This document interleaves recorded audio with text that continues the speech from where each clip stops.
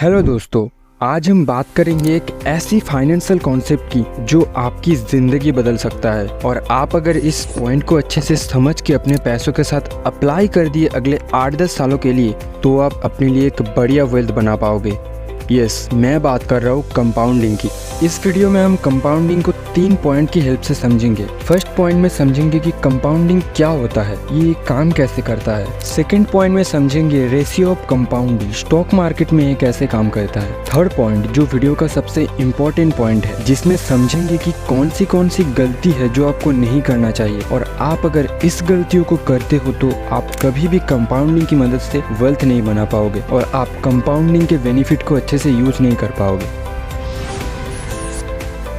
Compounding को समझने के लिए एक सिंपल कॉमन एग्जांपल लेंगे कि इमेजिन करो आपका एक जॉब लगी है जहां पर आपको 30 महीनों के लिए काम करना है, मतलब 2.5 साल के लिए। और वहां पर सैलरी सिस्टम 2 टाइप का है, आपको किसी भी एक टाइप को सिलेक्ट करना होगा। फर्स्ट टाइप में आपको हर महीने 1 लाख रुपए सैलरी दिया जाएगा अगले 30 महीनों तक। और दूसरे टाइप में है कि आपका सैलरी 1 रुपए से शुरू होगा और हर महीने उसका डबल होता जाएगा अगले 30 महीनों तक। मतलब पहले महीने 1 रुपए, दूसरे महीने में 2 रुपए, तीसरे महीने 4 रुपए, फिर अगले महीने में 8 रुपए, फिर 16। ऐसे ही हर महीने आपका पैसा डबल होता जाएगा अगले 2.5 साल तक। तो आप इसमें से किस टाइप को चूज करोगे, जल्दी से बताओ कमेंट में।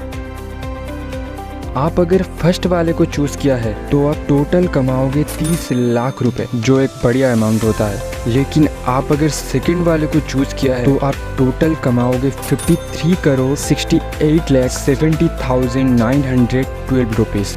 क्यों चौंक गए? ये रही इसका चार्ट, आप इसको पॉज करके अच्छे से देख सकते हो, और इसको ही बोलते हैं पावर ऑफ कंपाउंडिंग। लेकिन ये कंपाउंडिंग स्टॉक मार्केट में कैसे काम करता है,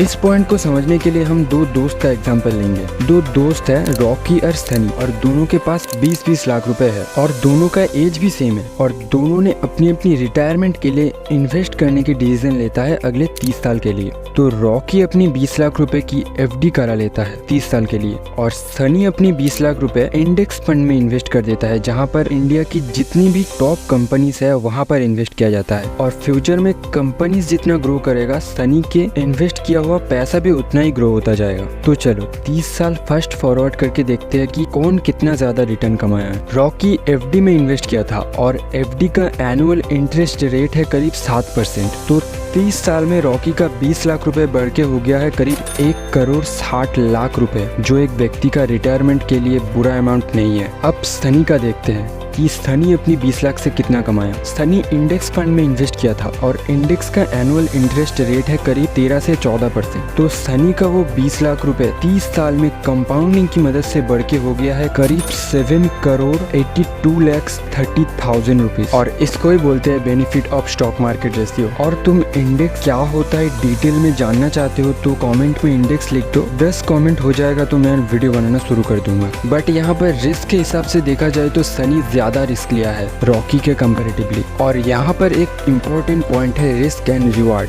मतलब आप जितना ज्यादा रिस्क लोगे लॉन्ग टर्म में उतना ही ज्यादा वेल्थ क्रिएट कर पाओगे। और स्टॉक मार्केट में इन्वेस्ट करने के लिए आपको कैलकुलेटेड रिस्क लेना आना चाहिए। बट ये कैलकुलेटेड रिस्क लेते कैसे है? कैलकुलेटेड रिस्क लेने के लिए आपको स्टॉक मार्केट को अच्छे से सीखना होगा, फंडामेंटल एनालिसिस सीखना होगा। और आप अगर ये सब सीखना चाहते हैं तो आप यूट्यूब से ही आसानी से सीख सकते हो।